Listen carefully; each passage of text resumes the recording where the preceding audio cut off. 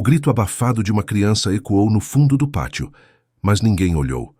Era intervalo na escola, e os sons normais de vozes, risadas e correria camuflavam o que acontecia perto do bebedouro antigo, aquele que ficava escondido atrás das caixas de areia. Mas ele viu. E ela também. Luan, de apenas 7 anos, estava com os olhos vermelhos e o rosto molhado. No chão, sua lancheira aberta, o suco derramado e o pão de queijo amassado no cimento. Na frente dele, com os braços cruzados e um sorriso arrogante no rosto, estava Mateus. 13 anos, repetente, mais alto que os demais e com a reputação de não deixar ninguém passar ileso. O tipo de garoto que adorava ver o medo nos olhos dos menores. Luan não reagia. Apenas olhava para o chão tentando engolir o choro. Mateus se aproximou mais um passo. Abaixou o rosto até ficar quase na altura do pequeno e sussurrou: "Você é só um lixo. Ninguém gosta de você aqui." O silêncio entre eles durou segundos, mas foi pesado como concreto. Do outro lado, da cerca, em pé, imóvel, estava Fernanda, a mãe de Luan. Trabalhava ali perto como atendente de um mercadinho e sempre dava um jeito de passar pela escola nos intervalos. Às vezes levava algo para o filho, outras vezes só observava à distância. Naquele dia levou um bolo simples de cenoura, cortado com cuidado e enrolado em guardanapo. Mas ficou parada quando viu a cena. Por alguns segundos, não respirou. O sangue subiu, as pernas amoleceram. O instinto materno gritou mais alto do que qualquer palavra poderia expressar. Mas ela não correu até ele, não gritou com o valentão, não causou alarde. Ela apenas observou, analisou, e saiu dali com o coração em pedaços, mas a mente mais focada do que nunca. Naquela noite, Luan jantou calado. Fernanda tentou sorrir, tentou perguntar, mas o menino só balançava a cabeça. Quando foi dormir, ela o cobriu com carinho, beijou sua testa e disse baixinho: "Mamãe viu, meu amor. Mamãe viu tudo." No dia seguinte, Mateus levou uma suspensão de 3 dias. A mãe dele apareceu na escola dizendo que era um absurdo, que ninguém tinha provas de nada, mas o diretor estava firme. Imagens de câmeras internas tinham sido analisadas. Alunos haviam dado depoimentos. De repente, a escola parecia mais rígida, mais preocupada com disciplina. A coordenadora começou uma campanha de valores e respeito. Ninguém associou a presença discreta de uma mãe quieta, que agora observava mais do que nunca. Fernanda era uma mulher simples, mas com uma inteligência afiada. Trabalhava desde os 15 anos. Criou o filho sozinha. Sabia ler pessoas, ambientes, comportamentos. Sabia quando um adulto mentia, quando um adolescente manipulava e quando uma escola fingia não ver. Ela começou a pesquisar. Conversou com pais, discretamente. Fez perguntas como quem não quer nada. Descobriu que Mateus já havia feito isso antes e que ninguém tinha feito nada. A maioria das crianças tinha medo, e os pais vergonha ou cansaço, mas Fernanda não era a maioria. No domingo seguinte, ela foi até uma lan house, criou um perfil falso, adicionou mães, professores, coordenadores, criou um blog anônimo sobre bullying, publicou textos fictícios baseados em fatos reais. Ganhou seguidores.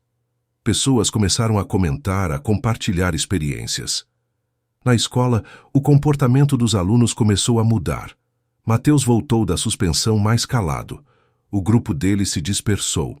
Alguns pais começaram a questionar a gestão. Boatos circulavam, mas ninguém sabia a origem. Fernanda começou a gravar conversas discretamente. Esperava o filho sair, ficava em cantos de muro, perto da quadra, apenas ouvindo. Ela não queria vingança, queria mudança, queria justiça. Na segunda-feira da 3ª semana, Luan chegou em casa diferente. "Mãe." Mateus pediu desculpa. Fernanda parou, olhou para ele. "Como assim?" "Ele veio até mim. Tinha um adulto junto. Acho que era da secretaria. Ele disse que fez errado." Ela respirou fundo. "E você, o que disse?" "Eu só falei tudo bem." Fernanda não chorou, não sorriu. Apenas sentiu o peso daquele momento, mas ela sabia. Não terminaria ali. O sistema estava doente. Não era só Mateus. Era o silêncio, a omissão, o medo. E ela tinha algo maior em mente. Enquanto todos achavam que a situação tinha se resolvido, Fernanda trabalhava nos bastidores. Ela descobriu que a escola tinha outras denúncias engavetadas, que havia outros alunos sofrendo calados, e que havia adultos ali dentro que sabiam e fingiam que não viam. O que Fernanda faria com aquilo? Bem, isso ainda estava longe de ser revelado.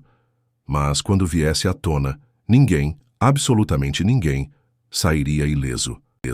O clima dentro da escola havia mudado. Não era algo dito em voz alta, mas sentido nos corredores. Professores começaram a se reunir mais entre as aulas. Coordenadores andavam com cadernos na mão, anotando coisas diante de situações que antes passariam despercebidas. Alguns alunos mais atentos notaram que as câmeras da escola estavam sendo trocadas. Outros que novos cartazes sobre respeito e denúncia surgiram nos murais. Mas ninguém sabia exatamente por quê. Fernanda continuava em silêncio. Passava pela calçada como sempre, com sua sacola de compras no braço e o mesmo olhar atento de antes. Mas dentro de si o plano ganhava forma. Ela não buscava vingança, buscava justiça. E sabia que para isso teria que fazer tudo com precisão. Naquela semana ela organizou um pequeno grupo de mães no bairro. O motivo oficial era apoio escolar, mas o foco era outro: ouvir.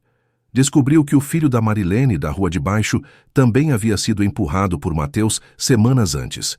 Descobriu que o filho da dona Carla, o Felipe, evitava ir ao banheiro na escola com medo de encontrar o grupo do fundo da quadra. Com cuidado, Fernanda começou a registrar tudo: datas, nomes, padrões. Anotava em cadernos escondidos dentro do forno velho que não usava mais. Enquanto isso, Luan voltava aos poucos a sorrir. Sentava no pátio com outros meninos. Desenhava com tranquilidade. Já não olhava mais por cima do ombro a cada passo. Mas foi quando tudo parecia começar a se acalmar que o próximo choque aconteceu. Mateus foi flagrado tentando puxar um dos meninos menores pela mochila. Não chegou a bater, não machucou, mas bastou o movimento e a denúncia chegou instantaneamente na diretoria. Era como se a escola tivesse olhos onde antes só havia cegueira. Dessa vez, o pai de Mateus foi chamado com urgência. Saiu da sala de reunião com o rosto pálido. Ao lado dele, a mãe olhava para o chão, murmurando algo sobre não sabia que tinha chegado a esse ponto. Na manhã seguinte, o nome de Mateus foi retirado da lista de inscritos para o campeonato municipal de futsal. A mesma lista que seu pai, técnico amador da equipe, ajudava a organizar. Para muitos, era coincidência. Para outros, uma consequência natural de seus atos. Para Fernanda, era só o começo. Naquela noite, ela digitou um e-mail, sem assinatura, sem identificação. Apenas anexou o PDF com todos os relatos que havia coletado nas últimas semanas. Histórias de abusos, omissões, silêncio institucional. Enviou para a ouvidoria da Secretaria de Educação, para o Conselho Tutelar, para a Promotoria da Infância. Em menos de 48 horas, uma auditoria foi aberta na escola. A notícia se espalhou. Os professores estavam tensos. A direção montou uma força-tarefa interna. Alunos passaram a ser entrevistados separadamente. Os boatos começaram. Alguém estava denunciando tudo. Fernanda seguia sua rotina, mercadinho, casa, calçada da escola. Mas agora, havia algo diferente em seu olhar. Um dia, quando Luan saiu correndo do portão, sorrindo e mostrando um desenho que havia feito, Fernanda agachou e o abraçou com força.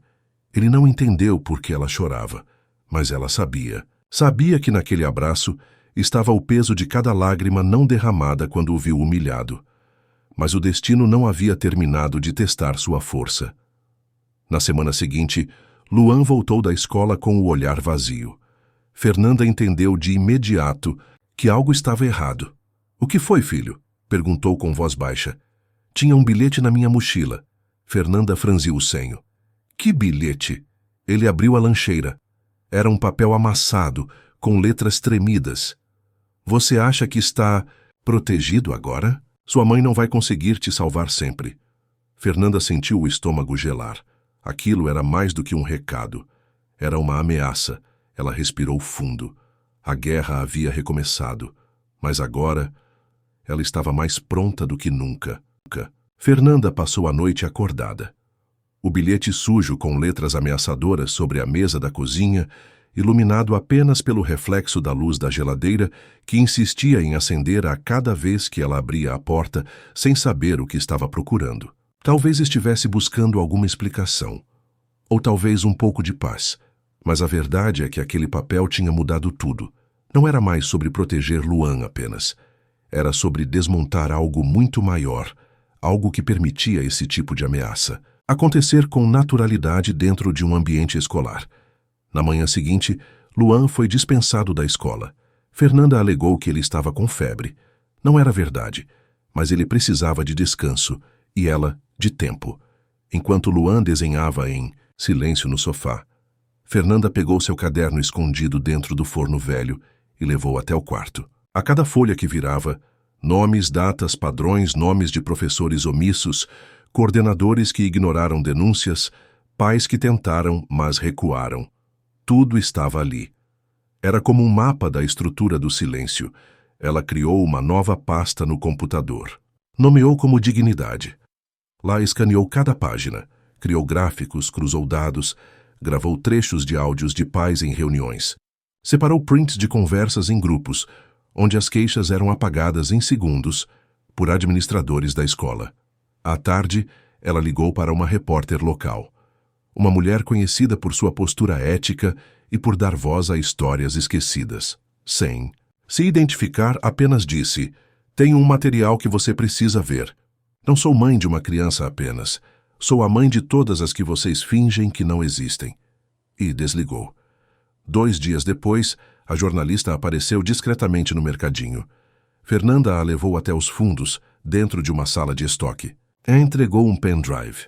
"Eu não quero exposição, mas quero verdade", disse. A repórter apenas acenou com a cabeça e foi embora. Na semana seguinte, a matéria foi ao ar. Não citava nomes, não apontava escolas diretamente, mas revelava o retrato de um sistema podre de silêncio, omissão e normalização da violência escolar. A cidade inteira ficou em choque. A prefeitura anunciou uma apuração emergencial em todos os colégios públicos do município. A Secretaria de Educação veio a público em nota oficial: "Estamos comprometidos com a apuração de todos os fatos." Na escola de Luan, o clima era outro. A direção estava à beira de um colapso. Professores começaram a pedir afastamento. A coordenadora chorou em sala dos professores. O diretor marcou uma reunião urgente com os pais. Durante a reunião, ele se levantou e, tremendo, disse: "Existe alguém entre nós que iniciou tudo isso. Não sabemos quem é, mas essa pessoa nos forçou a encarar o que evitamos por muito tempo." Algumas mães choravam, pais aplaudiam. Outros, calados, apenas olhavam para os próprios filhos sentados no fundo da sala. Fernanda, no entanto, não estava presente. Estava em casa preparando o jantar, como sempre fazia. Mas no fundo ela sabia que todos agora sabiam. Nos dias seguintes, Mateus desapareceu da escola. Rumores diziam que foi transferido. Outros diziam que foi internado em uma clínica para adolescentes. Nada confirmado. O que se sabia era que ele não aparecia mais no pátio, nem no fundo da quadra, nem atrás do bebedouro. Luan andava mais leve. Seus desenhos voltaram a ter cor. Começou a falar mais com a avó, com os colegas. Perguntava sobre planetas e livros. Voltava a ser criança, mas Fernanda ainda tinha algo pendente. Ela voltou à escola numa manhã, discretamente, com uma pasta preta nas mãos. Pediu para falar com a nova diretora interina, que havia assumido com a saída do anterior. "Eu não quero vingança, mas quero compromisso." Abriu a pasta e entregou uma cópia de tudo. "Agora está com vocês. Façam o que sempre deveriam ter feito."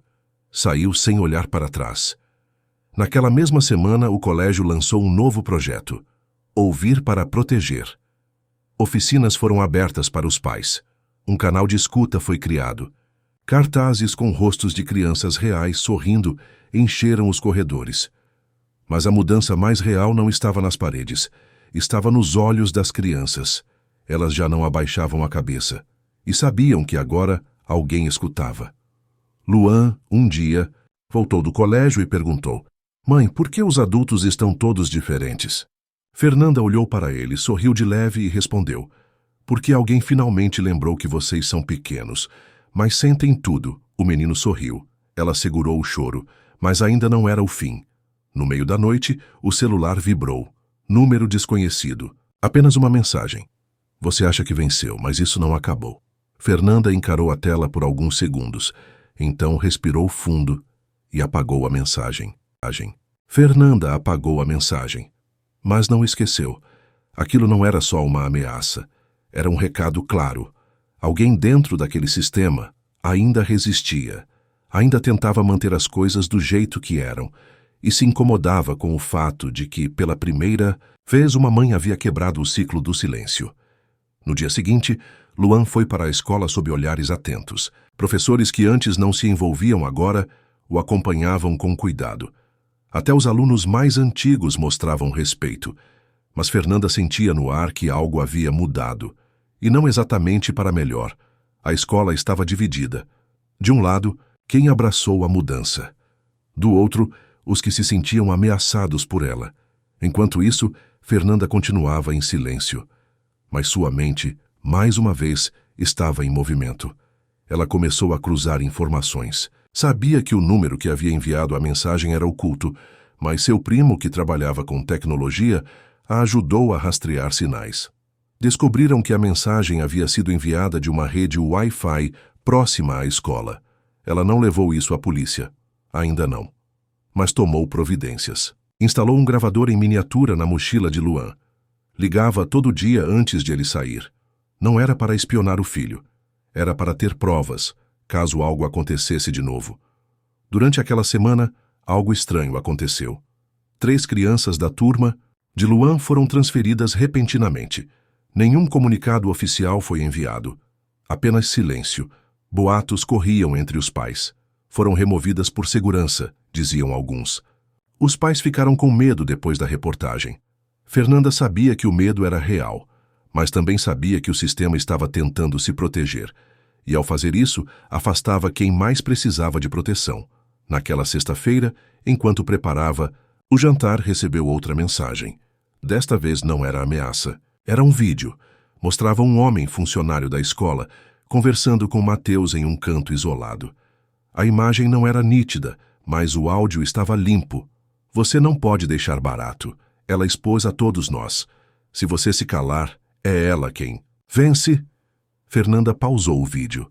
Respirou fundo. A cena não era apenas grave. Era devastadora.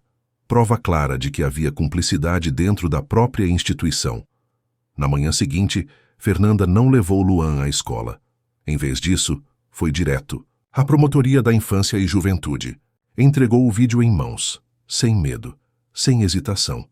O promotor ouviu tudo em silêncio. Quando o vídeo terminou, ele disse apenas: "Vamos agir. Mas saiba que, a partir de agora, a senhora será alvo." Fernanda olhou firme. "Já sou. Desde o primeiro dia em que vi meu filho ser humilhado." Na semana seguinte, a escola foi interditada temporariamente para revisão estrutural e pedagógica. Uma nova equipe de gestão foi nomeada. Auditores externos entraram nas salas, nas coordenações, nos arquivos. A cidade entrou em estado de choque. Nunca havia acontecido algo assim. Alguns pais criticavam Fernanda, dizendo que ela havia destruído a escola. Outros a abraçavam, agradecendo por ter coragem que eles mesmos não tiveram. No meio do furacão, Luan só queria brincar, queria voltar à sua rotina. E Fernanda fazia de tudo para manter sua infância intacta, mas a batalha interna continuava. Certo dia, ao buscar Luan na casa da avó, Fernanda percebeu um carro parado na esquina. Vidros escuros, motor ligado. Assim que ela se aproximou, o carro arrancou devagar, sumindo na rua sem deixar rastros. Era coincidência? Era vigilância? Era intimidação? Ela não sabia, mas sentia. Naquela noite, pela primeira vez, trancou todas as janelas, não por medo, mas por proteção. Ela havia descoberto algo maior do que bullying. Tinha tocado num ponto sensível. O poder, silencioso das instituições que fingem proteger, mas se protegem primeiro. Ela não recuaria. No domingo, ligou para a jornalista novamente. "Quero ir ao vivo. Sem rosto, sem nome. Mas quero falar. A entrevista aconteceu em rede nacional com a imagem borrada e voz distorcida. Fernanda contou tudo. Desde o primeiro empurrão até o vídeo entregue à promotoria, as redes explodiram. Grupos de mães se formaram em várias cidades. Pais passaram a investigar escolas. O país inteiro acordou. E mesmo sem nome, sem rosto, todos começaram a chamar aquela mulher de uma coisa só: a Mãe Invisível. Mas para quem realmente importava, ela não era invisível. Ela era tudo. Luan a abraçou naquela noite com força e disse: "Mãe, agora eu sei que você é forte." Fernanda sorriu. "Você sempre soube." O nome Mãe Invisível havia se espalhado por todo o país. O vídeo da entrevista foi compartilhado em grupos de pais, fóruns de educação, reportagens, programas de debate. Pessoas discutiam quem ela era, onde vivia e como havia conseguido mexer com um sistema inteiro sem sequer mostrar o rosto. Mas quem conhecia Fernanda, mesmo sem saber, sentia que havia algo diferente naquela mulher silenciosa que caminhava todos os dias pelo bairro com um olhar firme e sereno. Enquanto isso, Luan voltava à escola. A instituição havia passado por uma reestruturação completa. Uma nova diretoria, novos protocolos, psicólogos em tempo integral. Crianças agora tinham direito a sessões de escuta. Professores recebiam formação emocional. Era como se o colégio tivesse renascido. Mas nem tudo havia se acalmado. Naquela manhã, ao deixar Luan na escola, Fernanda foi abordada por uma mulher, alta, vestida com elegância contida e um rosto marcado pela tensão. "Você é Fernanda, não é?" disse em voz baixa. Fernanda hesitou. "Depende de quem está perguntando. Eu sou a mãe do Mateus." Silêncio. As duas se encararam por longos segundos. "Eu só quero dizer," a mulher continuou com a voz trêmula, "que agora eu entendo." Fernanda não respondeu. "Ele está fazendo terapia, disse que nunca teve medo de ninguém, até o dia em que viu o filho da mulher que não grita. Mas que muda tudo." A mulher virou as costas e foi embora. Fernanda ficou ali parada. Aquilo não era um pedido de desculpas, era um reconhecimento. Dias depois, uma comissão de pais da escola entregou uma carta pública de agradecimento à Mãe Invisível, sem citar nomes. Na carta diziam: "Sua coragem nos lembrou que o silêncio nunca protege, ele apenas perpetua." Fernanda leu em casa, com Luan sentado ao lado. Ele sorria com orgulho, mesmo sem entender todas as palavras. "Mãe, sou eu o filho da Mãe Invisível?" Ela olhou nos olhos dele. "Você é o motivo de tudo." Ele a abraçou forte. Mas mesmo com o reconhecimento público, Fernanda sabia que havia mais a ser feito. Ela passou a ajudar outras mães, silenciosamente, sem se expor. Orientava, explicava, guiava. Era como uma rede subterrânea de proteção. No final do ano, a escola organizou uma cerimônia de encerramento. Luan foi chamado no palco para receber um certificado de superação. Não era só sobre notas ou comportamento, era sobre resiliência, coragem. Quando subiu ao palco, as luzes o iluminaram. Ele parecia pequeno diante do auditório lotado, mas seus olhos brilhavam como se iluminassem tudo em volta. Na plateia, Fernanda chorava em silêncio, não pelos aplausos, mas por ver o filho de pé, íntegro, seguro. O diretor, agora novo e comprometido, pegou o microfone. "Antes de encerrar, quero agradecer publicamente a força invisível que nos transformou. A uma mãe que, sem pedir nada em troca, nos obrigou a olhar para onde fingíamos não ver." Fernanda se encolheu na cadeira. Alguns pais olharam discretamente para ela com olhos úmidos e discretos acenos de respeito. Luan desceu do palco com o certificado nas mãos. Quando chegou perto, sussurrou: "Eu vi quando eles olharam para você." "Todo mundo sabe." Fernanda sorriu. "Saber não importa. Importa o que a gente faz com o que sabe." Do lado de fora, o sol brilhava alto. O portão da escola estava aberto. E pela primeira vez em muito tempo, Fernanda sentiu que aquele lugar era seguro. Não porque ninguém mais machucaria seu filho, mas porque agora, se alguém ousasse tentar, não teria o silêncio como cúmplice. Ela caminhou de mãos dadas com Luan até a saída. Ninguém aplaudiu. Ninguém a seguiu. Mas naquele silêncio havia vitória. Uma vitória feita não de barulho, mas de coragem. O valentão? Ele apenas se tornou um lembrete, que há crianças erradas para se mexer, e mães que, quando agem, não apenas chocam, elas transformam.